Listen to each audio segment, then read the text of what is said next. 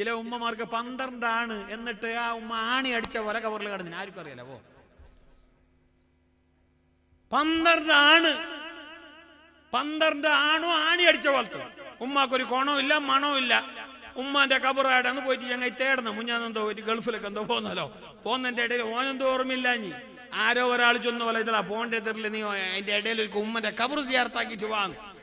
ഏതൊരു കണ്ടു ഒലിമാണ്ടേക്ക് പച്ചപ്പോ എയർപോർട്ടിൽ ഫ്ലൈന് 8-10 തേടിയുണ്ടേ ഉള്ള കബറിനോട് പോയിട്ട് എന്തെല്ലാം ബജായിട്ടോ പാസ്പോർട്ട് വന്നടാ ഇല്ല ഉമ്മയുടെ കബറു.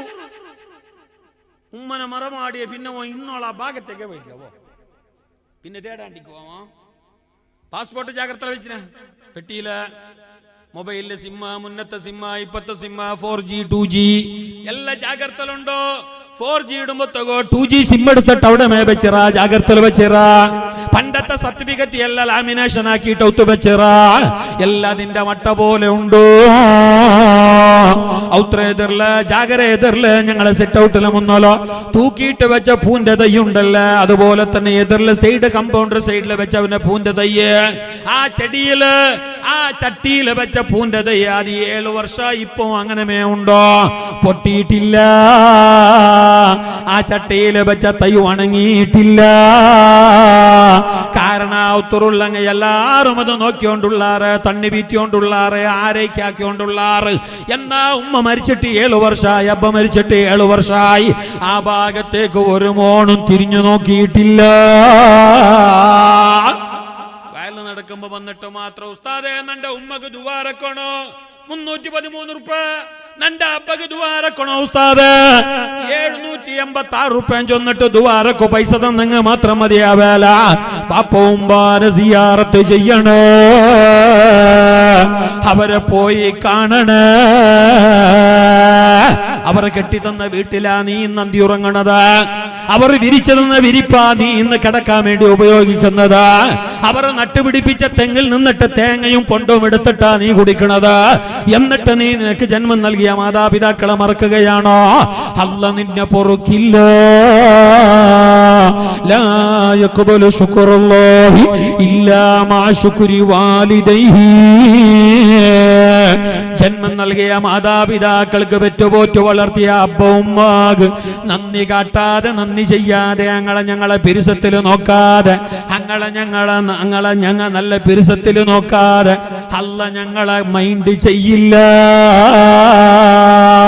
ഞങ്ങൾ അല്ലാഹ്ക്ക് ചെയ്ത ഇബാദത്ത് അല്ല കബൂലാക്കില്ല. ഞങ്ങൾ അല്ലാഹ്ക്ക് കുറെ നിസ്കരിച്ചറാ അല്ലേ. അവന്റെ തലയിലും തൊപ്പി ജാറിയ ടൈമില്ല. അവന്റെ തലയിലും അവന്റെ നെറ്റിയിലും നിസ്കാരത്തിന്റെ കണ ഇങ്ങനെ പൊന്തിരും, തീപീന പോലെ, പൊക്കള വന്ന പോലെ എല്ലാം ഉണ്ട്. എല്ലായിടത്തും കൊടുത്തോണ്ടുള്ള അവിടെ ചോറ്, ഇവിടെ കിറ്റ്, ഇവിടെ പൈസ, അവിടെ ആട്, ഭയങ്കര കൊടുത്തോണ്ടുള്ള. ഉമ്മാടും ഉണ്ടാണ്ട് ബാപ്പാന്റെ മിണ്ടാതെ 6 കൊല്ലായി. എന്നാ നീ കൊടുത്തതെല്ലാം വെറുതെ. നിന്റെ നിസ്കാര തടമ്പ് വെറുതെ, നിന്റെ ഇബാദത്ത് വെറുതെ. കാരണം അല്ലാഹു തആലാക്ക് നീ ചെയ്ത ഇബാദത്ത്, അവന് നീ കൊടുത്ത ശുക്ർ അതല്ല കബൂൽ ചെയ്യണമെങ്കിൽ ആദ്യം നീ നിനക്ക് ജന്മം നൽകിയ ഉമ്മ ബാപ്പാക്ക് നന്ദി ചെയ്യണേ.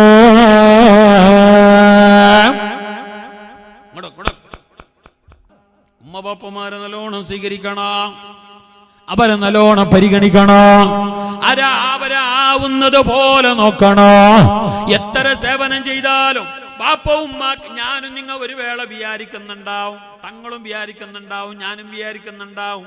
ഞാൻ ഈ ഫംഗ്ഷൻ കാര്യക്രമെല്ലാം ആക്കിയിട്ട് നിന്റെ അബ്ബ ഉമ്മാന്റെ കടമ ഞാൻ തീർത്തേന്ന്, നിന്റെ ഉമ്മക്ക് ഞാനെല്ലാം ആക്കിയാന്ന് ആരെങ്കിലും വിചാരിച്ചിട്ടുണ്ടെങ്കിൽ ഇല്ല ഇല്ല.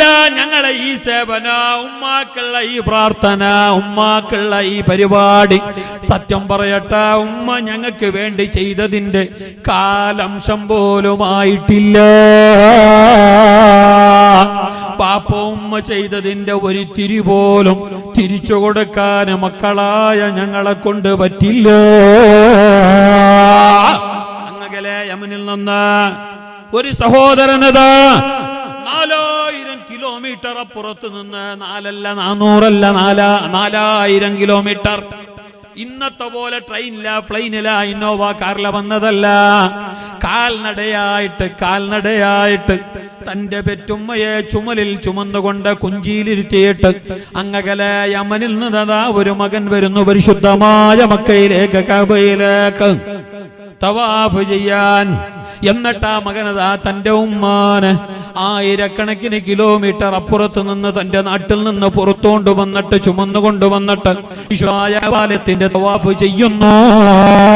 നേരത്തും ആ ഉമ്മാനെ കുഞ്ചിൽ ചുമലിൽ വെച്ചിട്ട് ഉമ്മാനെ കുഞ്ഞിൽ വെച്ചിട്ട് ഇങ്ങനെ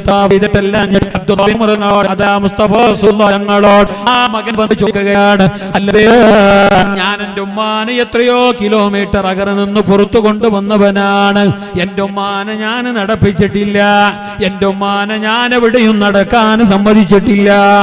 എന്റെ മുതുകത്തിരുത്തിയിട്ട് കുഞ്ചിയിലിരുത്തിയിട്ട് ഇവിടെ കൊണ്ടുവന്നു. എന്നിട്ട് അല്ലാഹുവിന്റെ ഭവനത്തിൽ അവന്റെ പരിശുദ്ധമായ കഅബാലയത്തിൽ ഞാനതാ ഉമ്മാനെ പുറത്തിട്ട് തവാഫ് ചെയ്യുന്നു. എല്ലാം കഴിഞ്ഞ് നബിയേ, എന്റെ ഉമ്മാക്ക് ഞാൻ ചെയ്ത കടമ ഇതല്ല, എന്റെ ഉമ്മായോടുള്ള കടമ ഞാൻ നിർവഹിച്ചവനായോ നബിയേ. ഉമ്മയോട് ഒരുപാട് കടമയില്ല, ബാപ്പയോട് ഒരുപാട് ഹക്ക് ബാധ്യതകളില്ല, ഉമ്മയോടില്ലേ. ആ ഉമ്മാനെ ഈ നിലക്കെല്ലാം പുറത്തോണ്ട് വന്നിട്ട് ഉംറ പുറത്തിട്ട് ചെയ്തത് കൊണ്ട് എന്റെ ഉമ്മയോടുള്ള കടമ ഞാൻ തീർത്തില്ലേ എന്നാ മകൻ ചോദിച്ചപ്പോ മുസ്തഫായ റസൂലുള്ളാഹി പറഞ്ഞു, പൊന്നുമോന് ഇല്ല കുഞ്ഞ് ഇല്ല, നീ ഇത്രയെല്ലാം പുറത്തിട്ട് നടന്നിട്ടുണ്ടെങ്കിൽ പോലും നിന്റെ ഉമ്മ നിന്നെ ഗർഭിണിയായിട്ട് ഗർഭാവസ്ഥയിൽ നിന്റെ ഉമ്മ നിന്നെ പുറത്തിട്ട് ഉമ്മറപ്പടി കടന്നതിന് പകരമായിട്ടില്ല. ഉമ്മറപ്പടി നിങ്ങൾ എന്താ പറയാ? ഉമ്മറപ്പടി ഉമ്മ നിനക്ക് എന്റെ ഭാഷ ഒന്നും പിടിയായിട്ടേ ഇല്ല എന്നല്ലേ? എന്തല്ലേ ഭയങ്കര ബേജാറില് എന്തുകൊണ്ട് തിരിഞ്ഞിട്ടില്ല ഞാൻ ചെന്നത്? തലാട്ടുമില്ല, യസ്സുമില്ല, നോവുമില്ല, മുഖത്തൊരു ചിരിയുമില്ല. ഇതെന്ത് ഭാവം ഇങ്ങനെ ഊതിയ പുക പോലെ കാണും. നക്കെ ബേജാറവിടെ. അങ്ങനല്ല, നിങ്ങൾ സ്വർഗത്തിന്റെ തോപ്പിലല്ലേ, നിങ്ങൾ നരകത്തിന്റെ ഭാഗത്തല്ല. നിങ്ങൾ കൂടെ ദയിച്ച ഈ ടൈമിൽ നിങ്ങളെ കാൽഡടിയിൽ ചവിട്ടിയ കല്ലുമണ്ണുകൾ പോലും നിങ്ങൾക്ക് അല്ലാഹുവോട് ദുആരക്കുന്നുണ്ട്. ഇക്കാണുന്ന പച്ചിലകളെല്ലാം നിങ്ങൾക്ക് ദുആരക്കുന്നുണ്ട്. ആ പള്ളിയിൽ കയറിയിട്ട് നിങ്ങൾ പോയിട്ട് 1000 റക്അത്ത് നിസ്കരിക്കുന്നതിന്റെ കൂലി, 1000 റക്അത്ത് നിസ്കരിക്കുന്ന സുന്നത്ത് നിസ്കാരത്തിന്റെ കൂലി ഈ 1 മണിക്കൂറിന്റെ ഇരുത്തത്തിനുണ്ട്.